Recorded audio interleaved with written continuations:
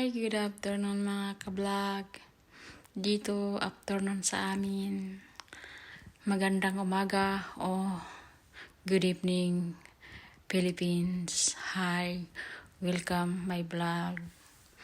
Hello mga ka-vlog. Nabis na ba ninyo ako mag-vlog? Huminto yata ako ng isang araw. Wala ka kasi kung time. Laay na bukod ka ayo. Magsige ka na lang kuan sa Facebook at upag. Laay kayo. Wala man tayong improvement mga ka-vlog. Kaya minsan na lang tayo ni ini. Minsan na lang tayo magkita kay laay man. Kung may oras, sige lang. Lalo na maraming gagawin ngayon. Kaya okay lang, paminsan na lang tayo. Kay wala naman tayong mahimo sa ating kinabuhi kung di tayo mag-vlog minsan. Kasi hindi na nawawala yung mga tagyawat sa katawan, sa mukha pala yun. Kasi dahil sa kuan ba yung hindi natin yung puyat, yung lahat ng nangyayari sa ating buhay, iniisip natin. Kaya minsan di natin maiwasan na maging ganyan.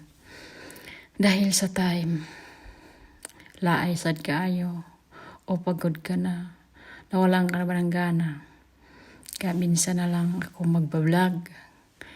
So I miss all my vlog and every people in my vlog, and so people watch my video. I hopefully na will always see and more follow in my vlog.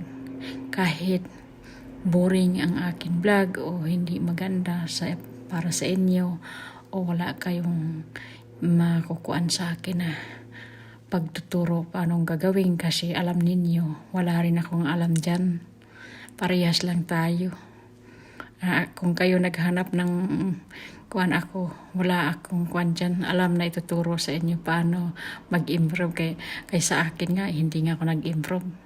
Paano ko pa kaya ituro na mismo ang aking vlog, ang aking Facebook ay hindi nag-improve, no? Kaya no choice mga ka-vlog.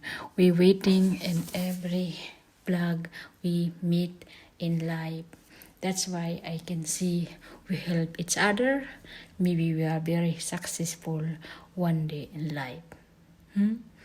This I can see because in situation very sad.